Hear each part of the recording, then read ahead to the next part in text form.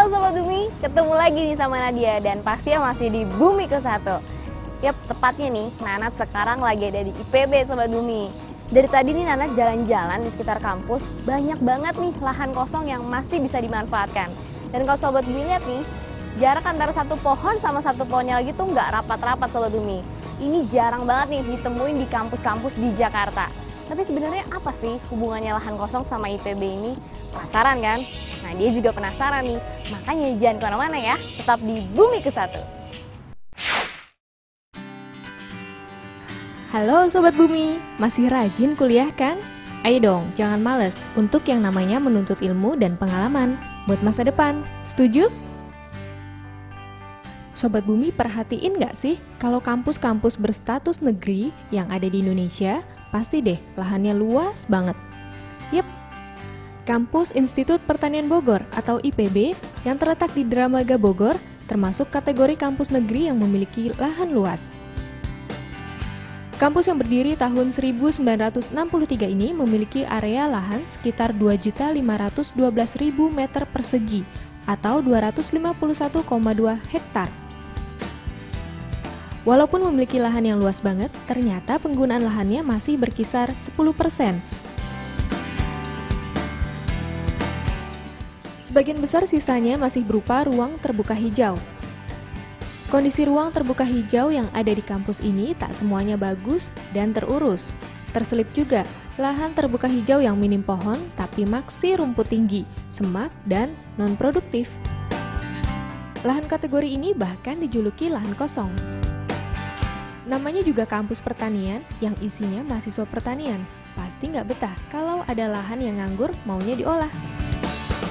Ide untuk mengolah lahan kosong kampus ini digagas oleh Raden Rahardito atau Dito, mahasiswa jurusan Agronomi Fakultas Pertanian. Proyeknya yaitu IPB Student Agri Park, Pilot Project of Sustainable Gardening through LEISA and Biodynamic Approach. Supaya seru dan asik, Dito mengajak beberapa temannya dan juga mahasiswa IPB lainnya untuk ikut berkebun bersama.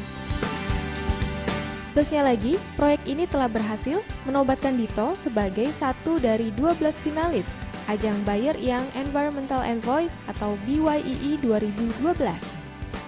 Proyek lingkungan yang oke dan bermanfaat, baik juga kalau kita tiru. Yuk, simak langsung di episode kali ini.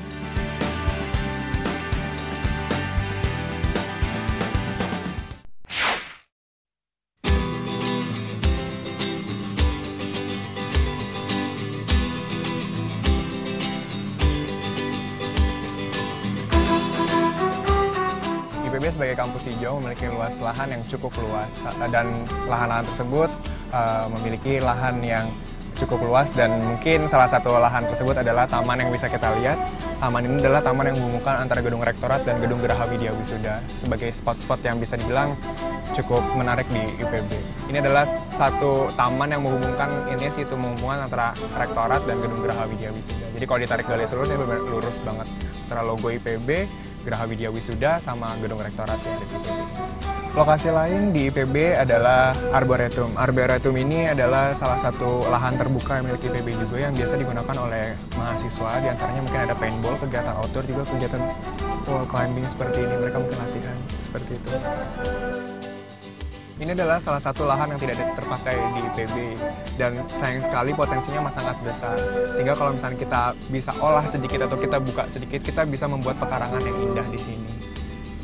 Jadi ini merupakan salah satu lahan-lahan yang tidak terpakai yang memang biasanya bisa dilihat sendiri kayu-kayunya pun juga tidak begitu bagus karena memang tidak dipelihara. Lalu juga di bawahnya kayak masih banyak rumput-rumput dan gulma-gulma yang bisa dibilang agak-agak liar dan memang dibiarkan tumbuh seperti itu. Sehingga kami melihat di sini ada suatu potensi yang bisa dikembangkan. Jadi kita muncul dengan suatu ide untuk bagaimana agar kita mengelola lahan-lahan yang tidak maksimal ini atau tidak digunakan secara optimal ini, kita gunakan atau kita ubah menjadi suatu pekarangan yang dikelola oleh mahasiswa itu sendiri.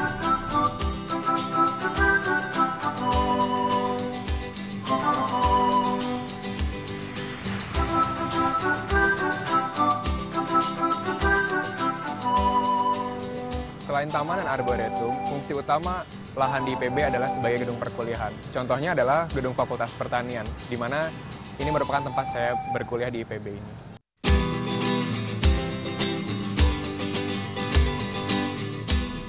Nah, ini dia. Ini merupakan salah satu lahan yang telah kita olah, di mana saat itu adalah semua kayunya sudah ditebang dan lahan kosong itu sudah ditutupi oleh penuh gulma segala. Jadi kita olah, kita buka lahannya, lalu inilah salah satu hasil karya kita, dan kita baru saja menanam beberapa jenis tanaman di sini. Ini adalah lahan yang baru kita buka, mungkin 1 atau 2 minggu kita sudah bisa melihat hijauan daun yang mulai tumbuh dan berkecambah di sana.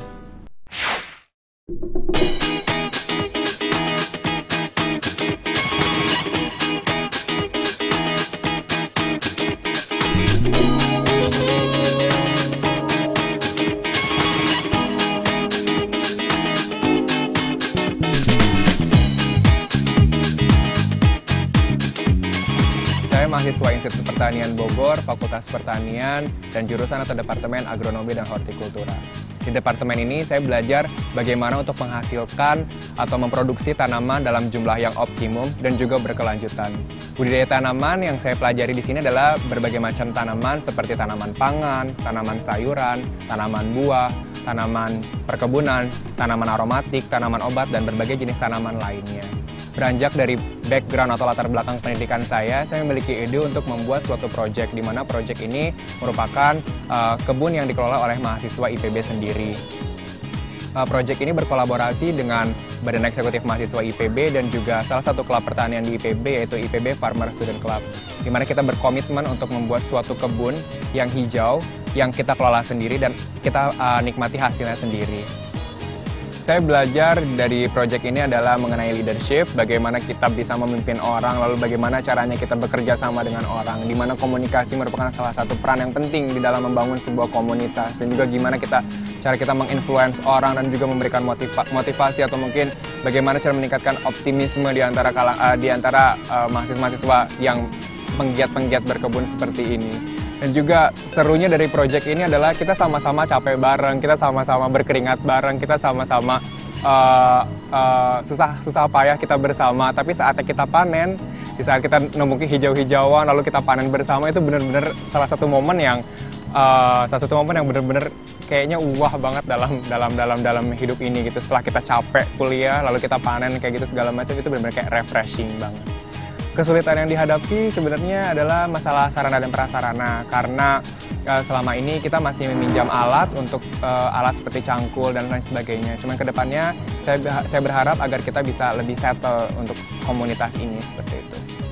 Manfaat dari proyek ini bagi lingkungan adalah kita mempromosikan bagaimana menerapkan salah satu sistem pertanian yang berkelanjutan, di mana dengan sistem pertanian berkelanjutan kita bisa menjaga kesuburan lahan pertanian kita, sehingga makanan atau mungkin hasil dari pertanian itu akan masih kita bisa rasakan beberapa tahun ke depan. Kita tidak akan tersiksa dengan kelaparan, dengan berkurangnya atau menurunnya kualitas dari lahan pertanian kita.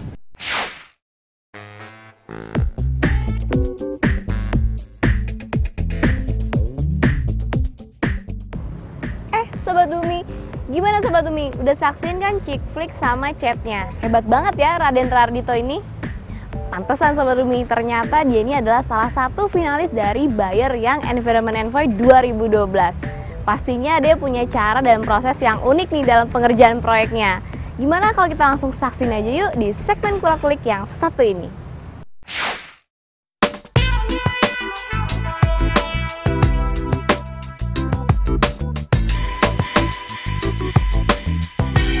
Kebun ini adalah bernama IPB Student Agri Park, di mana kita bekerja sama atau berkolaborasi antara Badan Eksekutif Mahasiswa Institut Pertanian Bogor dengan klub yang bernama IPB Farmer Student Club.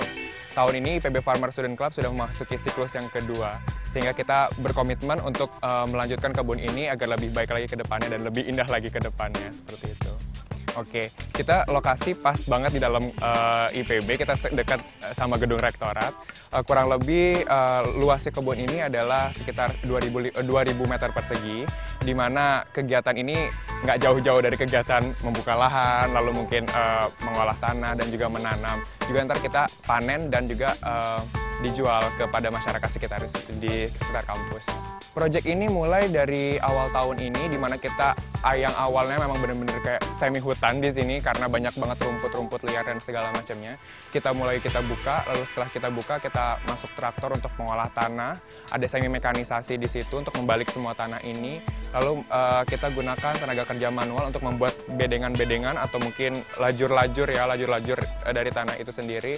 Lalu kita mulai start tanam dengan menanam berbagai macam jenis sayuran daun seperti kangkung, lalu caisin, bayam, juga kedelai, seperti itu. Ya, kegiatan hari ini adalah kegiatan membuka lahan karena kemarin kita tinggal liburan sehingga lahannya udah mulai gondrong lagi sama gulma seperti itu. Lalu kita buka lahan, lalu nanti kita aplikasikan pupuk kandang. Kegiatan hari ini secara umum adalah menanam kacang panjang. Langkah pertama untuk membuka lahan, kita perlu alat yang namanya cangkul. Nah, selanjutnya nanti kita buka lahan atau mungkin kita bersihkan rumput-rumputnya dengan cara ya seperti cangkul manual seperti biasa, oke?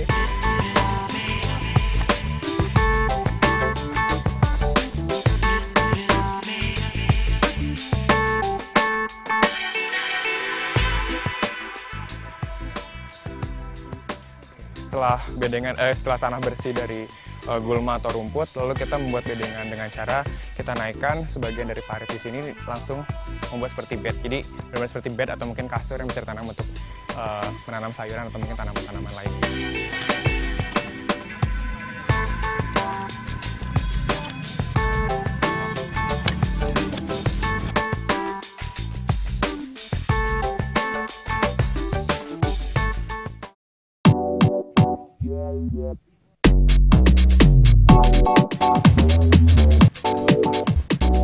Proses selanjutnya adalah proses pemupukan atau aplikasi pupuk kandang, di mana aplikasi pupuk kandang yang digunakan adalah pupuk kandang ayam. Dosis yang digunakan adalah 20 ton per hektar, atau untuk satu bedengannya ada 15 kg pupuk kandang ayam. Gitu. Sistem yang digunakan di kebun kami ini adalah sistem yang bernama LEISA atau Low External Input and Sustainable Agriculture, di mana kita akan mempromosikan mengenai sistem pertanian yang berkelanjutan. Dan prinsipnya atau pada dasarnya, LEISA ini adalah kombinasi antara organik dan juga kimia, di mana organik sebagai bahan dasar untuk memperbaiki kualitas tanah, juga kimia ini digunakan untuk kita gunakan dalam jumlah yang seminimal mungkin atau mungkin jumlah yang sangat terbatas jumlahnya, karena jika berlebihan dalam penggunaan kimia, dalam hal ini mungkin pestisida dan juga insektisida, herbisida atau rodentisida atau mungkin juga pupuk kimia sintetis atau buatan, itu akan merusak kualitas tanah sendiri kalau misalnya digunakan berlebihan seperti itu. Kita lebih prefer untuk menggunakan sistem ini karena jika dibandingkan dengan sistem-sistem yang lain atau mungkin dalam hal ini organik memang sehat untuk kita manusia dan konsumen, tapi kurang begitu memperhatikan dari segi kebutuhan tanaman itu sendiri, karena tanaman atau mungkin apapun yang kita tanam di sini, itu kan mereka membutuhkan makanan. Hara yang disediakan oleh pupuk kandang ini masih sedikit gitu, jadi tidak mencukupi untuk produktivitas atau mungkin produksi yang maksimal. Jadi makanya kita lebih prefer untuk menggabungkan antara organik dan kimia dengan penggunaan bahan kimia yang lebih rendah seperti itu. Perbedaan antara sistem pertanian LEISA, organik, dan sistem pertanian modern yang biasa digunakan oleh petani adalah dari segi produktivitasnya. Studi kasus yang telah saya lakukan adalah mengenai produktivitas kangkung, di mana hasil produktivitas untuk kangkung yang menggunakan sistem organik hanya 5-6 ton per hektar saja, sedangkan LEISA mencapai 12 ton per hektar. Jika dibandingkan dengan pertanian modern atau mungkin standar dari produktivitas nasional untuk kangkung, itu antara 10-15 ton per hektar. Jadi dengan menggunakan sistem pertanian LEISA, produktivitasnya sesuai dengan kualitas atau standar Indonesia seperti itu.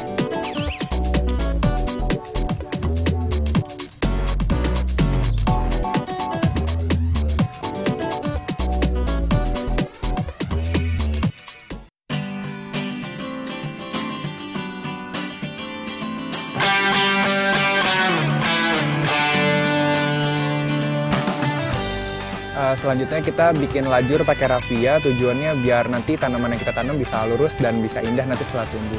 Untuk jarak tanam kacang panjang sendiri, jarak di dalam barisannya itu adalah kurang lebih 20-25 cm. Kita praktisnya di lahan, kita pakai 1 jengkal. Lalu antar barisannya sendiri atau antar lajurnya sendiri, kita pakai kurang lebih 50 cm. Seperti itu. Jadi dalam satu bedengan untuk kacang panjang, kita punya 2 lajur atau mungkin 2 baris ke belakang sana. Seperti itu. Benihnya ini dia. Benihnya namanya Bonaro. Jadi benih kacang panjang seperti ini. Nanti kita tanam satu lubangnya 2 benih.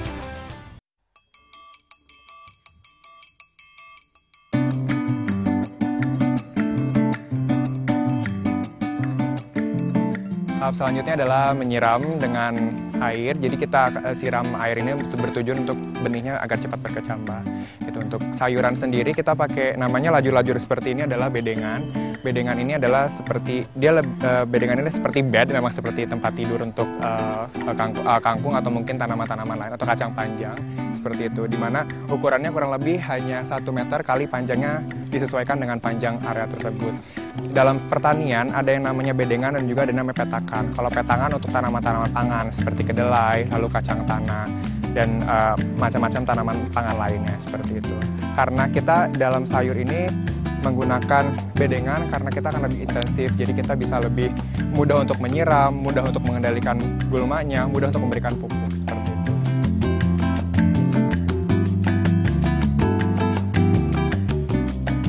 Ini adalah lokasi kebun kami yang sedang berjalan. Kami tanam kangkung. Kangkung ini berumur kurang lebih 2 minggu.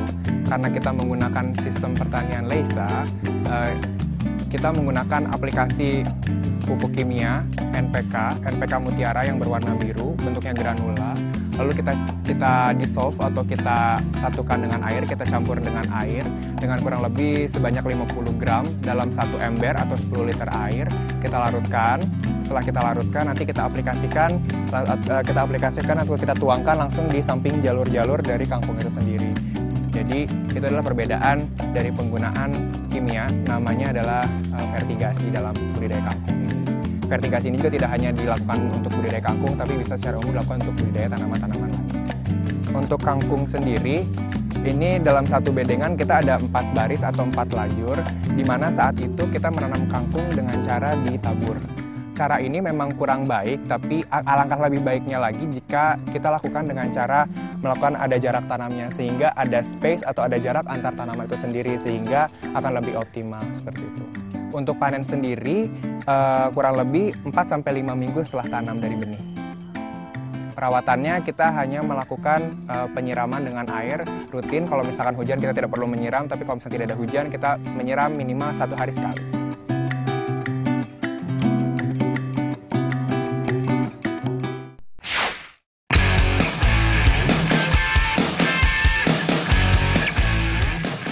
Sobat Bumi, kebuktikan kalau berkebun itu bisa juga dilakukan di lingkungan kampus.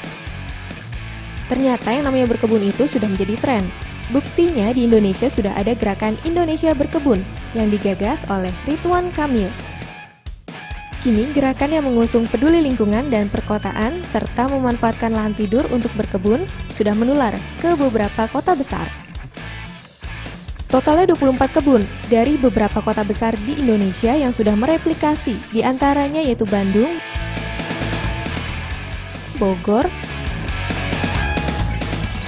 Yogyakarta,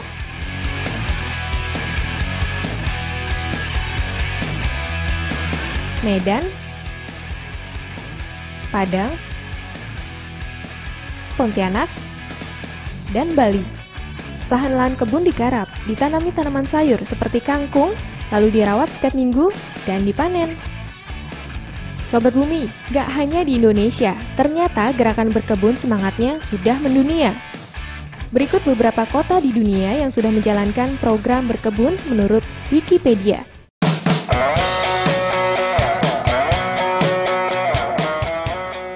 Di kota Kairo, Mesir, Universitas Ain Shams pada 1990 mengembangkan kebun sayur organik yang ditujukan untuk masyarakat.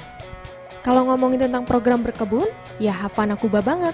Yep, negara ini sudah berhasil membangun sistem berkebun di kota yang dikenal dengan nama Organiponikos. Awalnya Kuba harus mandiri pangan karena akibat keruntuhan Rusia. Hasilnya oke juga, pada 2002, 14.000 hektar menghasilkan 3.100.000 ton makanan. Lain lagi di Mumbai, India, inisiasi berkebun dibangun oleh Dr. Doshi, yang akhirnya sistem ini terkenal dengan sebutan Dr. Doshi's City Garden. Berkebun ala kota yang diterapkan yaitu di area kosong seperti teras, balkon, dan tembok. Sistem pertaniannya yaitu menanam sayur dan buah secara organik dengan bahan lokal limbah rumah tangga yang mudah didapat, di antaranya limbah tebu, ban, kontainer, dan silinder. Lalu di Shenzhen, Tiongkok, ada sistem berkebun perpaduan antara sistem kebun tradisional dengan aquaculture, yaitu budidaya mulberry, ulat sutra, dan kolam ikan, atau mulberry dyke fish pond system. Daun mulberry untuk pakan ulat sutra, sedangkan tanaman mulberry mendapatkan pupuk alami dari kolam. Kota New York yang gemerlap pun nggak mau ketinggalan. Proyek berkebun dijalankan oleh Green Thumb yang juga menyediakan benih gratis. Proyek lainnya yaitu City Farm yang dijalankan oleh lembaga non-profit Just Food, juga memberikan kursus menanam dan menjual makanan. Teknik populer yang mereka gunakan yaitu berkebun di atap dan hidroponik atau minim tanah.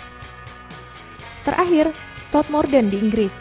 Proyeknya yaitu The Incredible Edible Todmorden yang dimulai 2008 menanam tanaman pangan di 40 lokasi di sekitar desa Todmorden.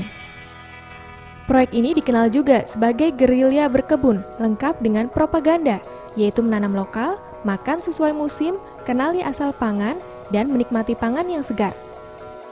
Plot berkebun terletak di taman, rel kereta api, kantor polisi, desa, sekolah, bahkan sampai ke pemakaman. Hebat?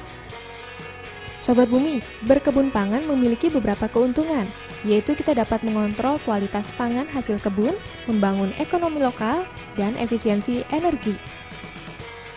Manfaat efisiensi timbul karena dengan pangan lokal berarti mudah didapat dan tidak perlu proses distribusi dan pengemasan yang membutuhkan banyak energi, bahan baku, serta bahan bakar.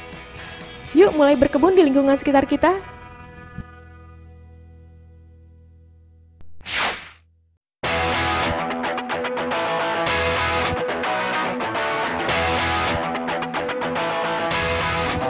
Pesan untuk Sobat Bumi, dimanapun kita berada, mungkin kita bisa bertani dimanapun kita berada, entah itu lahan cuman sempit atau segala macam. Let's dirt our hand gitu kan, kita bisa mengotori tangan kita dengan kita berkebun di sana, kita bisa membuat lingkungan kita lebih hijau. Seperti itu. Make your campus greener. Make your campus greener. Make your campus greener.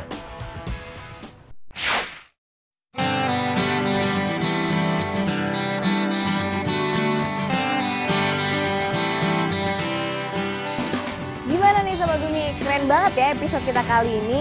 Tertarik nggak sih ini buat Sobat Bumi untuk mencontoh proyek dari Raden Rardito?